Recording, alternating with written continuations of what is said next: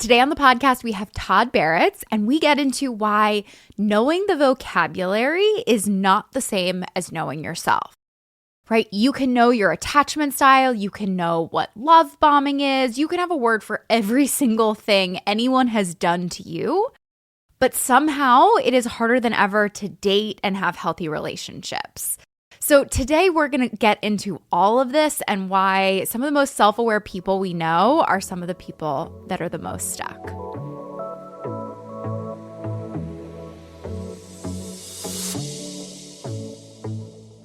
Hi, everyone. Welcome back to the Nuance Needed podcast. I'm Amanda. And this is Sam. And we are very excited because we have Todd Baratz here of Your Diagnosis. How are you, Todd? Hello. We're excited today to get into the nuance of dating and relationships and sex and all of that stuff. Obviously, we've known each other for a while, Todd, but for people who maybe are unfamiliar with your journey, and I haven't probably heard it fully told out, how did you get started on Instagram and decide that this was what was important to talk about online? Well, it goes back to birth. No, I mean, it was really an accident. I wasn't trying really to do anything other than keep myself busy. I was bored. I wanted a creative outlet. And I had just gotten out of a relationship. I never had a personal Instagram. So I was bored. And then I started seeing other people's content and I was like, oh my God, this is terrible. I love everybody though. So then I was just like really fired up to post things, and then one thing led to another. But I'm a therapist, and I became a therapist because my family is insane, and they made me crazy. It's all their fault, and so therapy forever, school, more therapy, being a therapist. It's all part of the journey. Mm-hmm. What would you say are some of the big pet peeves you had when you first started online, and how has that changed over the past 6+ years? I have many pet peeves.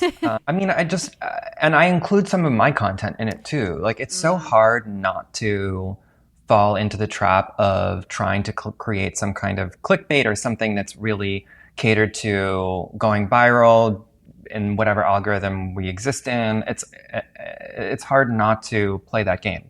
So what I'm about to say doesn't necessarily only apply to me. I mean, to others, it also applies to me. That being, the listicles, the red flags, the real kind of black and white, like run if they do this kind of thing, that really just create a whole entire value system that, people are ignorant and really impressionable and suggestible, and they internalize this shit as like truth, when it's just someone's opinion, and it may also be shaped by their desire to go viral and be famous. So, it's pretty much, it's all content. Even the good content is kind of, now I feel like I'm saying everything is bad. Not everything is bad. But the black and white stuff, the title of your podcast, Nuance Needed, is pretty much any post that's lacking the nuance that is needed, to sum it up. But yeah, the red flags, the lists, then we transitioned into narcissists, which was like, that was like 3 years ago. Because before that, narcissism didn't exist. Yep. Somehow now we've discovered it. I'm wondering when borderline is going to get its debut, which I'm surprised agree with that. It hasn't. And then everyone's going to be borderline. Oh, that's actually a new book to maybe think about, right? I actually had the thought about borderline a little bit ago because I feel like friendship content is coming to the surface of like how to make friends, female connection, building community, all of this. And I feel like starting to identify problematic friends as borderline, if people figure out what that looks like and is, I feel like that could be like the next trend, I think. Yeah, I really hope not. I pray not. I pray I'm very wrong. But I feel like it's something has to be next, because attachment's old. Narcissism is still hot. We still love avoidant stuff. What's next? What do you think's going to be next? So borderline's an option.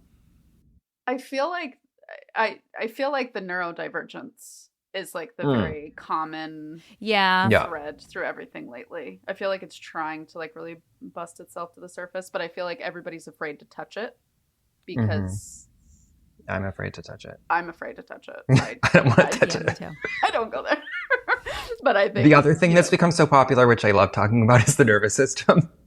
Oh, the nervous system. Yeah. It just makes me laugh so much because it's like I use it often too, and I'm kind of catching myself and trying not to as much because it's such a good explanation and you know, it exists, but it's like everything is your nervous system. Where is it though? It's like those posters, right? They have your muscles and then they have one of all of your nerves. Okay, so it's all the nerves going through.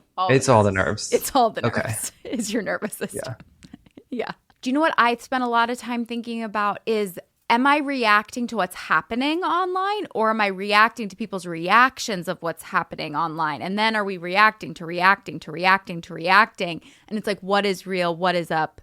What is down? And it's, I go to dark places when I think about that. It's a lot of reacting. It's a lot of so dopamine hits, which I think is what a lot of content is, including my own. You know, where people can read something and get real kind of, yes, that's it, you know, and then 5 seconds later, they're the same person, but some line really spoke to them or gave them an excuse to blame their ex or whatever, and they feel empowered for 5 seconds. But it's a lot of just this like surges of dopamine, and it's like a sugar high, but for therapy. Or it's not even therapy, for content or for self-help. In terms of, right, we've kind of touched on like narcissism, gaslight. I feel like trauma was a really huge one that has sort of petered out a little bit, but still floating around. When you think in your work, what are the ones that, like, when you're in therapy with someone or you're doing couples therapy or sex therapy with someone because you're a couples therapist, what does it look like when people in couples counseling are using these terms in session now? You know, maybe I just got lucky, but a lot of my clients, they're not coming in being like, I'm being gaslit. Well, I mean, I guess people are saying gaslit. I mean, maybe I just have I dissociate when they say it. Maybe that's why. No, I think I just quickly, I don't dismiss it, but I kind of hear it and I say a different word. Or I like explore it more. Yeah. Or, you know, if it's something that they keep coming back to, I'll be like, so you keep coming back to this word or whatever. Or this situation or this black and white way of thinking. But it's not, thankfully, I don't think that my clients come in and they're just like, I have this gaslighting narcissist avoidant ex who's breadcrumbing me, and you know, there's a lot of the narcissism one is, you know, that is the thorough line in all of our lives right now. And I think a lot of people, parents especially, have narcissistic traits, and so I try to focus on that, but I'm not really interested in a diagnosis. Like I don't care. If I have a client that is very dependent on labeling somebody a narcissist in their life, you know, I just talk about, okay, well, what happened with this person? You know, it's like, and that's why the content online is silly to me, because it's like, okay, now you found the word, now what? You know, like, what are you going to do with that information? Like, what do you do with it? Are you just saying it because it feels good? Do you want to actually reflect and think about what happened for you, what your experience was, and how awful that may have been? Do you want to think about what drove you to the person, why you stayed? Where do you want to go with this journey of yours? And that goes for a lot of the content, is that it's just very abrupt, and then there's just no exploration afterwards. So I try to do the exploration afterwards.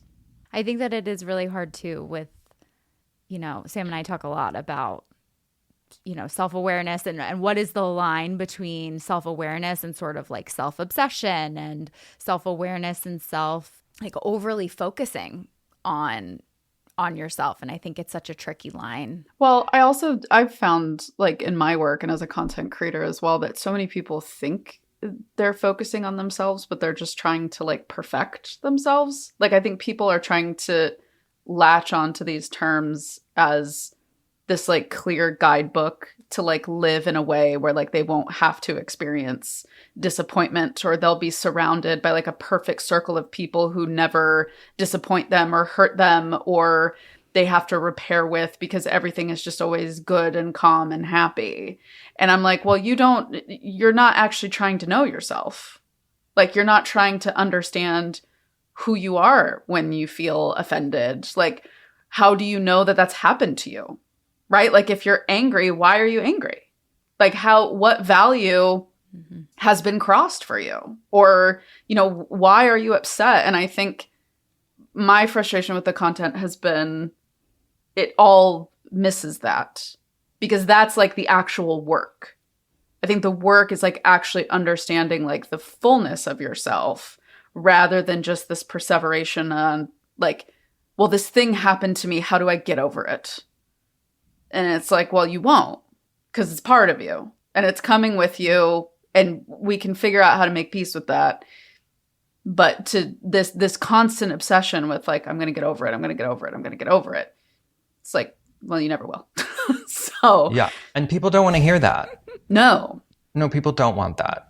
Mm-mm. Which is why You're Healed When You ... does really well.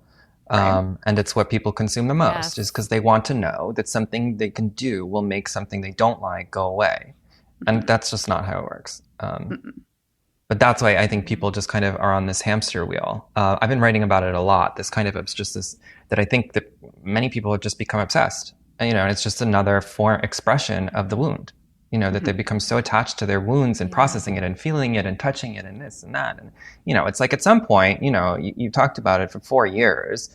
Not saying don't talk about your mother ever again, but it's like, we can't just keep regurgitating our insight over and over and over until it gets to a point where it's, we have this kind of identified place where we're identifying more with our wounds than we are with, knowing that we have the freedom to make different choices and, move on, not in a way where it's gone, but in a way where we're moving somewhere. Well, totally, because insight feels like a solution. Because when you have the light bulb moment, you're like, oh, it makes sense to me now. So this means I'll be able to let it go, move on, forget it. And it's like, that's no, like that, there's no plan in insight. There's no figuring out like, well, how do I adapt? How do I want to behave differently?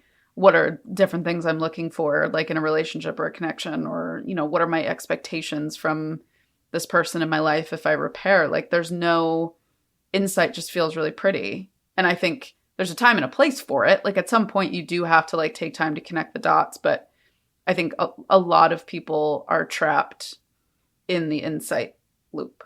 And they think if they just get more insight, they'll eventually fight the inertia of getting out of the loop. Well, as you were saying that, Sam, the metaphor that came to my mind was like when you're in that haze of like online shopping and you like think this perfect product is going to like save your life, right?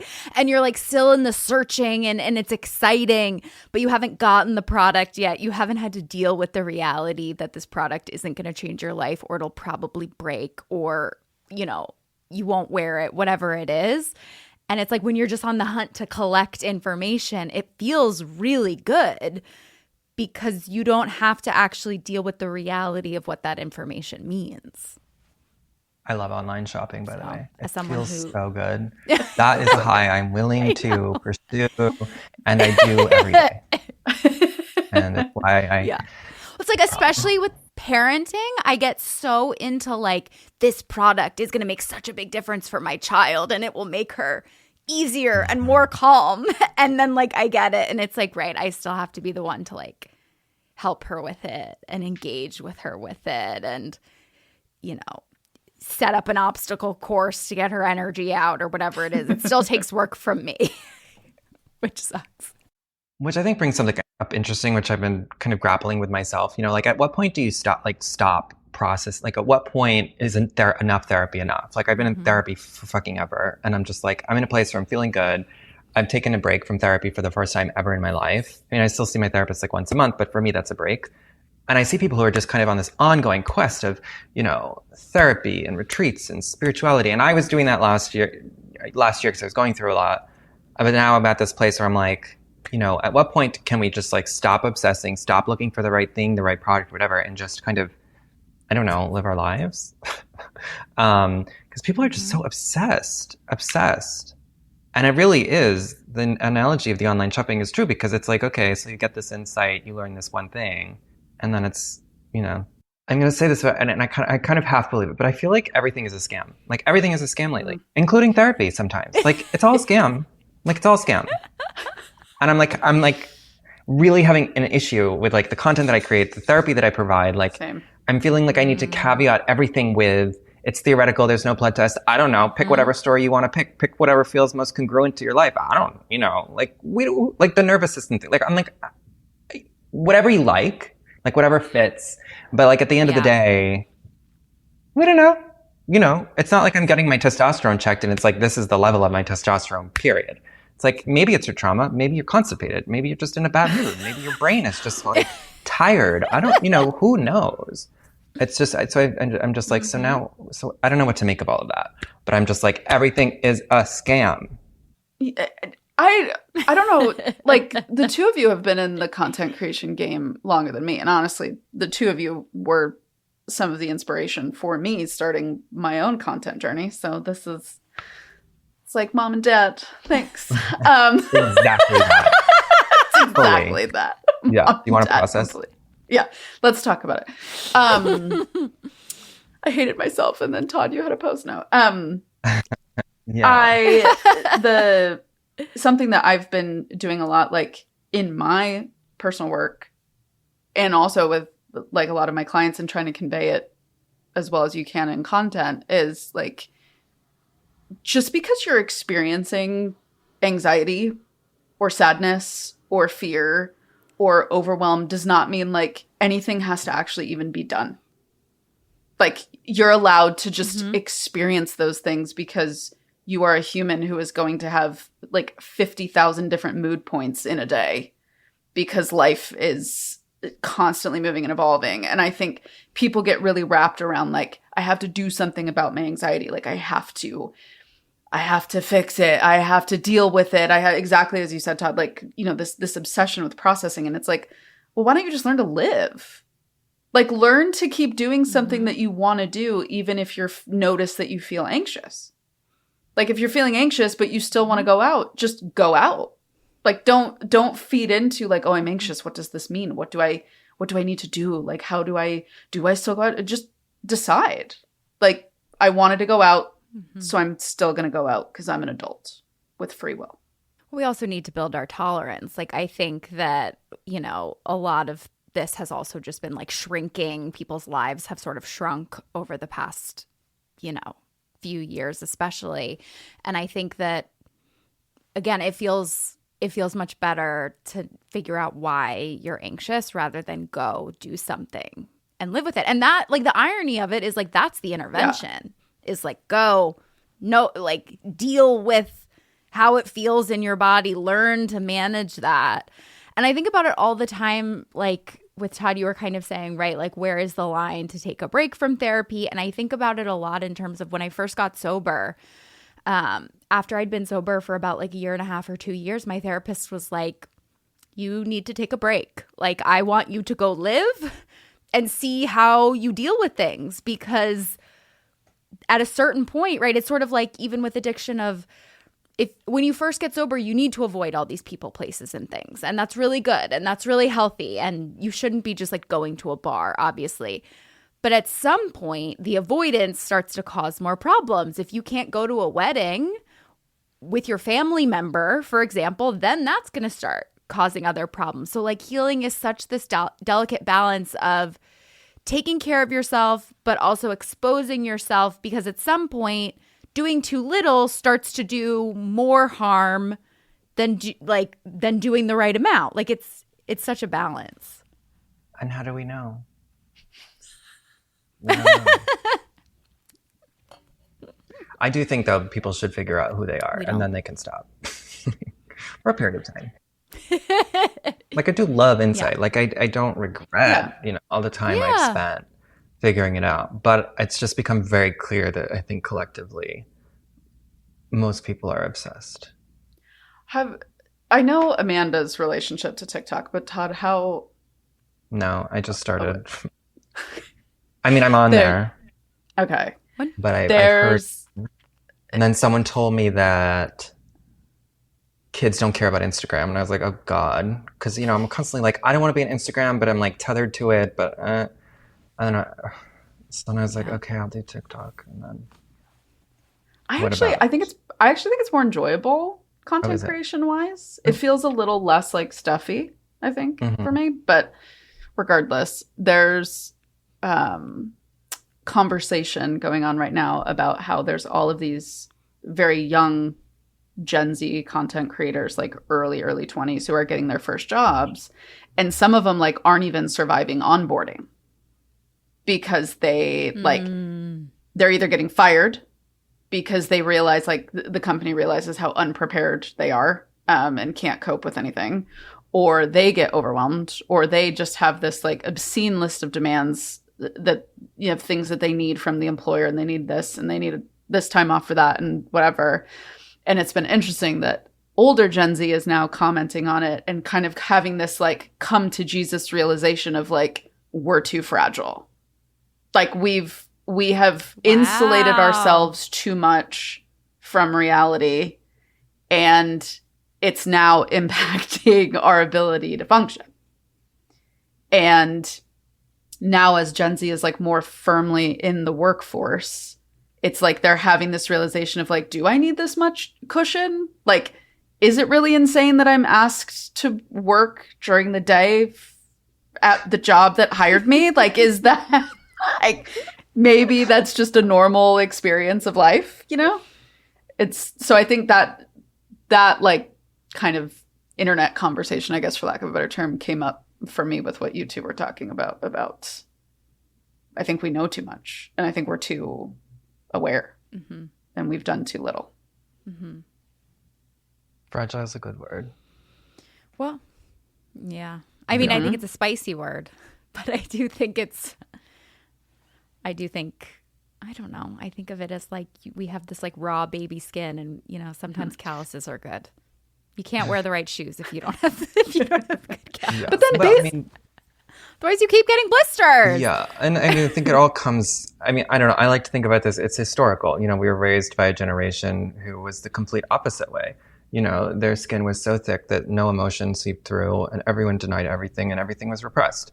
And then they traumatized us, you know, as one does with unresolved issues, as they make it everybody else's issue. And so now, you know, we're like, oh, it hurt so much, because it did. But now we're kind of going in the other direction, where we're kind of over-feeling and over-processing and over everything, to the point where many people are extremely fragile and have lost the resilience that our parents' generation built from their repression and denial. I mean, like, it feels like I'm talking myself into circles, but like, again, just like there's no kind of answer to any of this beyond, I don't know what, but like it all comes from somewhere. So it's all their fault. That's all, yeah. Exactly. And then there were wars and, you know. Yeah. I mean, Amanda and I talk about this all the time of like, we just cannot figure out this pendulum swing. Like, we go too far either direction every single time, no matter what the debate is. And it's, if you're able to like step back and remove yourself from it, it's kind of fascinating to watch, but infuriating to live through, I think, for me anyway. And then I wonder how much of the pendulum swing is just like people reacting to reactions. Yeah. You know what I mean? It's like, I don't know. I think about, you know, Sam and I did a Sabrina Carpenter episode last year during like the drama Man's Best Friend. Of whether her like new album came out, and people were saying she was like a bad feminist and she was doing a lot of stuff. And we kind of had this whole conversation about like the nuance of, you can like an album and you don't have to think it's like this huge feminist work of art, and what is the line there. But so much of what sometimes I can't tell is like the internet blows things up, because it's like someone has an opinion, then other people are reacting to that opinion as that those people are terrible, and then those people are reacting to those people's reactions. So it leaves very little space to find the nuance, because people that are like, yeah, I can take it or leave it, I can see both sides, are not the people that we see on the internet. If you are hearing Sam and Todd and I talk about all of this self-help vocabulary, self-diagnosis, diagnosing others, and you're feeling like maybe I actually need a higher level of support, maybe I actually need help from a professional therapist, My Practice Therapy for Women Center is taking new clients. We have therapists licensed in 43 states across the country, including California and New York. If you know, you know. And we also have physical office locations in the Philadelphia area. We also have psychiatry if you're looking for medication management. We would love to help you with that, including ADHD treatment. So check us out at therapyforwomencenter.com.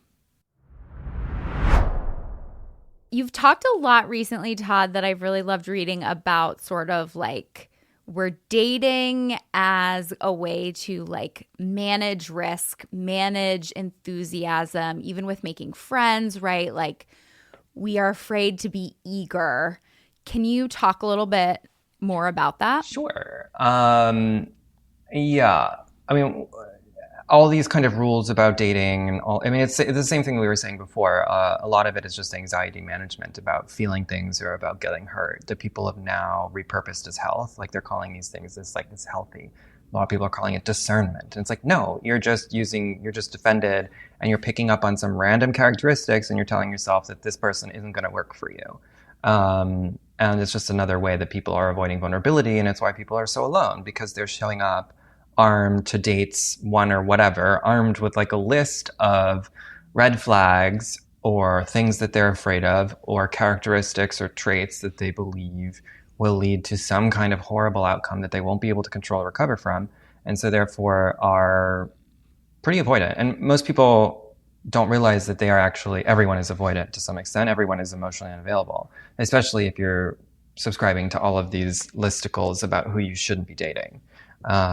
Which isn't to say that you shouldn't think about, is this person a safe person? But it is to say that most of it is anxiety rebranded as health, that you don't in fact need to go and ask these top 3 questions to see if they're a narcissist or if they're going to be a safe partner. That's fundamentally coming from a guarded place. So the reality is you actually need to be less guarded so you can show up and actually experience a person to see if you like them, 1, which is why we're there on a date, and 2, to see if in fact you do feel safe, because you can't figure out if you feel safe if you're showing up with 25,000 guards from every single meme that you read that told you to look out for these signs. Everyone's preoccupied, which is invulnerable and unavailable. So I mean, yeah, like the word like vulnerability is risky, right? Allowing someone to see you, to know you, all is risky. So yeah, I love the framing of when we're doing all these things, when we're protecting ourselves, when we're using this language, we are trying to like lessen the risk and protect ourselves. And people have just like all sorts of ideas about what is potentially dangerous or what is a red flag or what is energetically the wrong fit for them that is not grounded in any kind of reality about what a good enough relationship would look like, what a relationship over a longer period of time may require. It's all grounded in fear. It's just about fear, is that people are dating from it's a fear-based approach to dating, which, as we know, it's not a great way to live. And it certainly isn't going to create connection. Mm-mm. So the boyfriend that I have now, we matched probably like beginning to mid-March, I think, on Bumble, and started talking and connected very quickly. And we're both like, kind of both 35. We've both done work. We're being very intentional that we want to find someone who's like a long-term partner. And so I think we were both just showing up very authentically and trying really hard to like be open. And it was great. And I was super happy as it was getting started. And then I noticed around like mid-April, like beginning to mid of April, my algorithm was one of the most obscene things I had ever been a part of. Every single post I got was 3 signs he's about to leave you, 4 signs he's not interested in you. Like, No. Look for this if he did that. Right. And, he gave you a forehead kiss. That means he's going to ghost you tomorrow. Like, that's the forehead kiss of doom and death or whatever. And there's actually like a really funny moment. So the moment that I realized I needed to completely dismiss myself from this world in order to try to see if I could make this relationship work, was when he gave me a forehead kiss. And I literally said to him, "Are you going to ghost me tomorrow?" And he was like, "What?" And I was like, "Well, like on the internet, they said like, like guys give you a forehead kiss when they're about to ghost you." And he was like, "No." And I was like, awesome. I like my anxiety and my insecurity just took what was a very sweet moment and spun it into this whole narrative that had no basis in reality, out of this attempt to try to like protect myself from this fear of like him just evaporating. And I just completely stopped engaging. Like I even kind of like pulled back on content creation, and I just was like, I have to focus on this. Like I have to allow myself to experience this connection and see if it's something that like makes me happy. Even if I see that he has imperfections and he sees my imperfections, and like, can we talk? What is important to me when he shows up versus what all of these randos on Instagram are telling me should be important, or TikTok. And, we're now, in a very happy, stable place, and, have the labels and the things and things. Does he give you any more forehead kisses? So he didn't give me a forehead kiss for like 5 weeks. Like, we can't, like, we did him. I did. Yeah. And so I finally said to him, I was like, "Oh my God, did you just give me a forehead kiss?" And he was like, "Yeah, I didn't want to give it to you because I didn't want you to think that like I was going to leave." And I was like, but it was a fascinating experience to live that. And it's made me really sad for a lot of people, because I think I'm lucky that like I have these skills like at a baseline to be able to navigate some of this. And like I've done a lot of my work, and I've been in therapy for forever to try to, hash stuff out. And I just think like how many people are blowing up actually really good things that have a lot of potential because of this like anxiety fueled nightmare that they find themselves stuck in, of getting like fed all of this anecdotal one size fits all information. It's been a really, really interesting 4 or 5 months. That's funny. And the person that posted the thing about forehead kisses is probably some random fitness instructor. Probably. Everyone's an expert, has an expert opinion. Yeah. Yes. But yeah, I mean, I think that is the thing that, we haven't said, which is it's very sad. It's very sad because people are really struggling, and, they are not even really aware of what they're struggling with. And it's just a lot of, they'll suffer, and people are suffering. Mm-hmm. But now that you can absolutely receive a forehead kiss and no one will leave. And no one's going to leave. So it's lovely. Beautiful. Healing. Yeah. Cured. Yeah. I see it more in like the parenting realm, but there's like a lot of scare tactics around like, moms and women of, if your child says this, they're not going to have a good relationship with you when you grow up. And I just see there's so much anxiety in like the parenting space of messing up your kids. And then it's like we're spending so much time worrying about messing up our kids that then we're not present with their kids, right? Which is then creating the other problem. So it is just fascinating how much sort of the spiraling and overly trying to control things creates a whole new set of problems sometimes. Yeah, I do a lot of AMAs lately, mostly because I'm bored. And, I usually get asked the question of, when my kid asks me about sex, what should I do? And it's like, the first thing is you should work out whatever sexual issues you have with yourself that is prompting you to ask me this question, because you will give it to your kid. And that's how that's the transmission of it. Just like, the forehead kiss, it's the same kind of dynamic that gets, he's like, oh God, I shouldn't do this. And similarly with a parent and sexuality, is that it really elicits these negative reactions that we were trying to avoid by being so worried about something, but, it doesn't really work. Because the kid gets anxious, the partner gets anxious, or won't give you, or neglects your forehead, or, could become a disaster, really. Mm-hmm. What do you think, Todd, is sort of right? Like, as we're talking about, it is sad, and some people have genuinely been burned. And I think probably that person who talked about the forehead kiss was probably ghosted by someone, and they were, trying to do a public service announcement. And that's what's hard about all of this.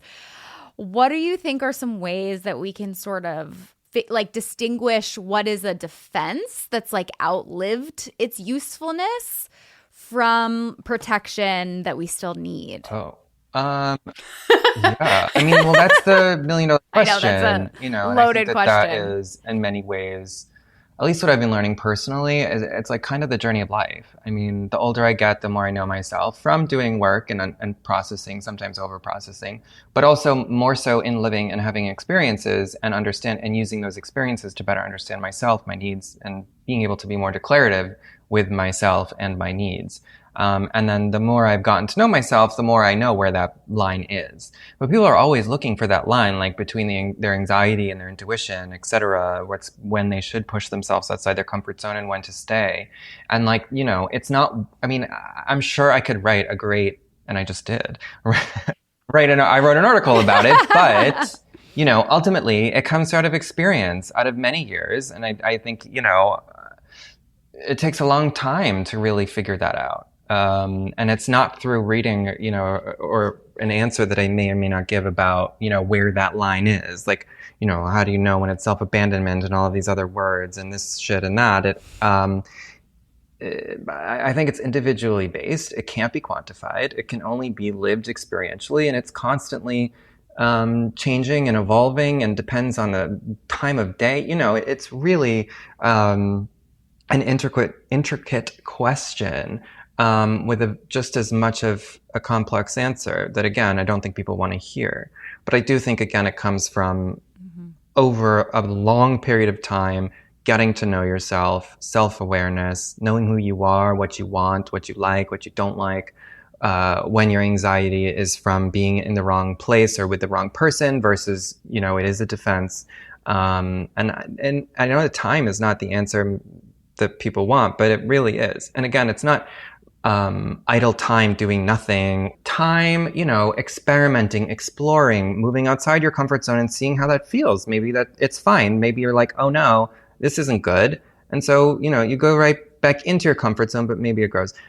So, a lot of time and experimenting and exploring and curiosity. That's really the only way you can find that line. And then that line has changed. It's going to change. Like, it will. Totally. I think so much about how I think so many of us get obsessed with being done, being figured out, not wanting something to change once we figure it out. And yeah, you can get better at knowing yourself and collect these experiences. But yeah, it's going to change.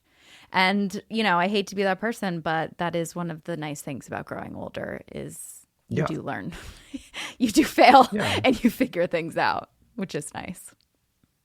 I mean, it's a problem because I do think that most people make this kind of assumption where if somebody hurts your feelings, that automatically means they did something wrong, which is what I see often, especially with a couple, is that if someone triggered you, then they must have done something wrong to have triggered you, and oftentimes that could be true, but oftentimes just because they did something to trigger you doesn't mean they did something wrong. That people are not wanting to own their experience in a way. Where they would take responsibility, not blame, but responsibility and understanding, okay, what happened in this dynamic and where did I get hurt? Because oftentimes in relationships, our partners are going to say something and we may not like it, but simply them communicating something that we don't like doesn't necessarily mean that they did something to hurt us. But then the problem is that most couples then get into this awful dynamic where they're like, you did this to me. And it's like, well, no, they didn't do anything to you. They verbalized their needs and you didn't like how they said it or what that implied, but they didn't hurt you or they triggered you, but they didn't do that on purpose. And there's nothing they need to apologize for, which is a dynamic I see with couples all the time is they're like, I mean, I just want them to apologize, wanting this kind of accountability and demanding accountability for something that they really didn't do anything other than, they got upset at you because you're disappointing. And so, it's a real issue in all kinds of relationships, but especially with the couples that I see and in my own experience in relationships when, I've had experiences where I would like verbalize wanting more of something or less of something. And it was triggering for them because they couldn't tolerate hearing that. And then they felt shame and blamed me for shaming them. And I was like, no, I was just asking for more affection or, for you to do something nice for me. But I mean, that's a whole other story. But there's all of this confusion around, what does someone causing me to feel an emotion that hurts mean? Yes. And many people are defaulting to this place of, it's their fault. They hurt me. They did something bad. They made me feel unsafe. And it's like, well, the conversation is a little bit more complicated than that, because it might be that they touched an earlier wound unknowingly or because they were feeling wounded or triggered, or in response to a very complicated dynamic. And, it's not a matter of they touched this, it's their fault for touching it. It's a problem. It's a problem. And I think it's something that everyone deals with. It's just, I think, a part of relationships is that we so quickly want to be like, you did this, you hurt me. And it takes, I think, a lot of skill. And it is sometimes just mission impossible to get to the place. I mean, I don't know if it's impossible to get to the place of, well, you triggered me and it's only about me. I think we have our reactions and then, afterwards it can be important to kind of be like, okay, well, what was really happening for me? Was it really a big deal that they said or didn't call or whatever? And oftentimes, it's a little bit of everything. Mm-hmm. I mean, but even learning to take feedback is a skill. But it's too bad, right? Because it is sort of that is the point of being in a relationship. If someone's trying to give you feedback, obviously this is broad, but in general, the best way to interpret this is they want to continue the relationship with you. They want to make it work. And then a lot of relationships become just managing someone's reactions to feedback, right? Instead of actually working on the relationship, and you sort of spawn all of these other issues. But yeah, I think the ability to take feedback, the ability to sit in your body with how your reaction feels is just one of the most underrated, powerful skills that I feel like we're missing in this day and age. Todd, you say this all the time, so I'm preaching to the choir, but it's it's not your partner's job to be constantly emotionally regulating you or emotionally regulating for you. So much of that does fall to our individual work of being able to navigate that inner world and sit with it and be exactly as you said, why am I feeling this way?